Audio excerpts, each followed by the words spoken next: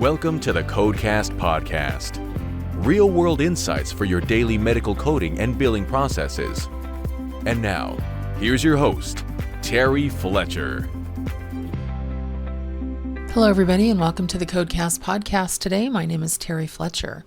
So I know we are at the end of January and you're usually expecting a top 10 Tuesday, but I'm going to defer a little bit from that and I'll do one next month because there's been some topics that come up regarding professional courtesy discounts and some of the legal issues surrounding it. And part of an association I belong to called the NSCHBC, one of our members, a good friend of mine, an attorney, Amanda Waish, out of Ohio, she put some things in there talking about the legal situation when it comes to waiving patient share of costs. And you have to be very careful. So I'm going to do a top 5. And she calls it revenue cycle hygiene, making sure that you are cleaning out the problems and that you have a plan or policy and good compliant practices so that you don't have issues in the future. So, a couple of things. So everyone is correct, okay? And I know everyone pretty much knows this. You cannot routinely waive or fail to collect the patient cost-sharing obligation.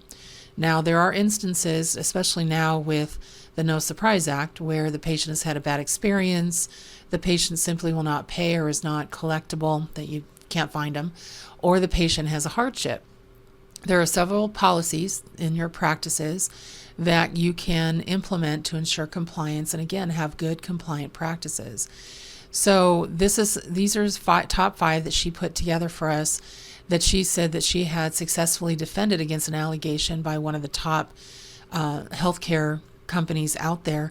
And also, if you have to defend yourself against Medicare, which you don't want to mess with Medicare when it comes to waiving patients out of pocket, or any kind of professional courtesy, because remember, professional courtesy doesn't technically exist anymore. So the AMA got rid of that almost 75 years ago.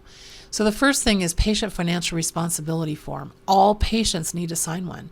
They need to know, based on whatever insurance they have or don't have, what their share of cost and patient responsibility for cost sharing is. They need to know what that is, and they need to sign off on it. And you need to have a liaison or somebody from the revenue cycle office, billing office, coding office, financial office, whatever you want to call it. They need to have a discussion with them and make sure that they understand it. Prompt pay discount. So what that is, if a patient pays promptly and it's actually within 10 days or upfront, you can give them a discount.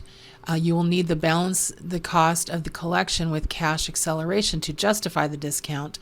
But remember, you also would have to offer the same discount to a payer who said, we can pay you up front. Just let us know when the patient's coming in, what your cost is. And, they are not going to do it, but you have to make the offer anyway. Otherwise, it's not an administrative discount. And that's what you're giving prompt pay discounts for. It's administrative discount. Number 3 is self-pay policy. So believe it or not, this is under HIPAA. HIPAA allows patients the ability to be self-pay. You need to provide a good faith estimate, now we're talking about the No Surprise Act, of what the patient can expect to pay. Get a signed self-pay patient financial responsibility form, and you can Google those are easy to find. If they have insurance and voluntarily are foregoing the insurance coverage, because a lot of patients like myself, unfortunately we have pretty crappy insurance in this country right now. I don't care what anybody says. I hope it's going to be fixed soon. But I have a $7,000 deductible. I have a $50 copay when I go see my regular PCP, which is reasonable. But let's hope nothing terrible happens, because that's a lot.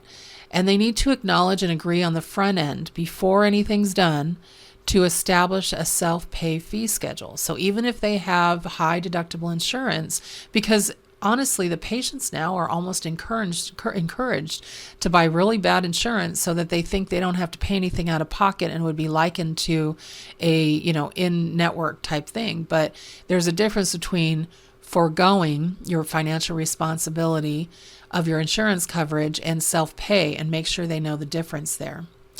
Financial hardship policy.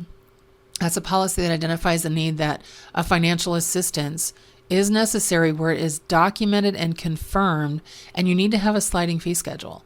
So it shouldn't just be blanket. Not everyone's going to make the same. Not everyone's going to have the same responsibilities as far as bills and payments and things. But I've seen some practices that allow patients to say, I just can't afford to pay my doctor who makes six figures a year to have better cell phones than I do, dripping in diamonds, and a brand new car, because they just don't want to pay their doctors. So remember, it doesn't have to be poverty level to qualify, even though that's helpful, but it has to be a hardship all the way around, like they've lost their job, or they have a sick parent they're caring for, or there's something there that is more than they just can't afford your bill, because people do make a lot of choices. I'm a Starbucks girl. And so, they make a lot of choices for that $5 coffee versus paying the physician their, $50 a month on their account. And then bad debt policy, that's number 5, a policy that outlines how the clinic will work receivables, especially the patient responsibility when it's been written off as bad debt after you've worked the receivables. You can't just write it off as bad debt, especially if the patient's active, or if you're going to see them again, or if you know where to find them. That doesn't work. And you can turn it over to collections after you've worked the account and let the collection company deal with it. But then again, you're going to get about 50 cents on the dollar, and you don't know how long it's going to take to get that money. So there's a lot of things that you need to unpack there to understand it. And if you're looking up exactly what HIPAA allows, make sure you look self-pay policy HIPAA if you're Googling that information. But you really need to make sure that you've got a policy in place that all providers within your practice follow. Otherwise, you are looking at a real tough situation if you have one physician that follows it, another physician that doesn't, and then patients in the waiting room are talking about what your doctor allows versus what another doctor allows, and it gets messy. Then they call their payer, and it becomes now a possible false claim act, a possible fraudulent situation, and it's a mess. So it has to be consistent throughout your practice with all providers. And, make sure you talk to your physicians also about there's a Stark 2 issue. And this is just an added bonus of the top 5, is that if you waive anybody's copay or deductible and their share of costs and call it a professional courtesy, because let's say the doctor knows them, or let's say you're a specialist and they're an ER doctor at the hospital, and they basically said, well, I'm offering a professional courtesy, and all of a sudden that doctor starts referring you patients, you now are getting kickbacks, or remuneration they call it, for referrals. And if any of those patients are Medicare or Medicare Advantage plans or anything like that, you can get into a lot of trouble. So you have to really be mindful. There's a reason why there's a share of cost. There's a reason. And so patients have to participate not only in their healthcare, but in the cost of healthcare in this country. And so it's important that you understand the rules. You also look at the commercial plan rules, because some of them are very clear about what they'll allow and not allow, but also understand what the government says about this. Otherwise, you could find yourself in some legal issue trouble, and we don't want that, where you'd actually have to call, a healthcare attorney, and I've got a lot of names, so I don't want you to have to contact me and say, okay, we need an attorney, guess what we did. So I hope you find that helpful, and you really think about this now that we're in 2025, and you know that we're going to have a lot more. We're going to have some regulatory things cut back, but I think we're going to have a lot more scrutiny once RFK Jr. is confirmed as our HHS secretary, because he's going to be in charge of everything from Medicare to CDC to FDA, and it's going to be much more looked at, OIG as well.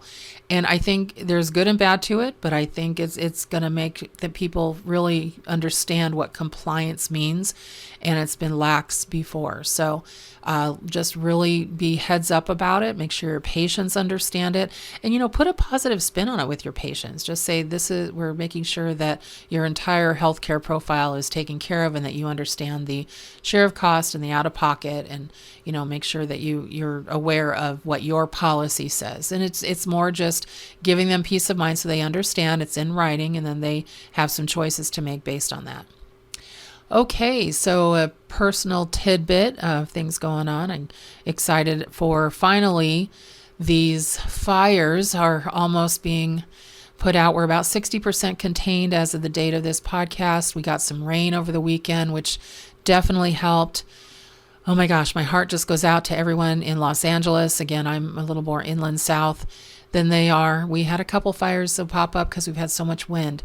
But really be safe out there, and I really hope that at least this will start to get fixed now that we have had a visit from President Trump and his team, and hopefully this will hopefully get the people that are in charge of this state in California that I'm in, and they will realize that, you can't prevent fires, but you can sure be more prepared. And that's one thing that they have not been for the wildfires. And I've lived here over 50 years, so I know what I'm talking about. It's been interesting. All right, everyone. I hope you have a good rest of your week. Make it a great day, and thank you for listening to the Codecast podcast. For more information on medical coding, billing, auditing, and compliance, including how to hire Terry, follow Terry on Twitter at TerryCoder1, or visit her website at www.terryfletcher.net. Podcast producer Joe Kuzma. Music producer Dassassin Music.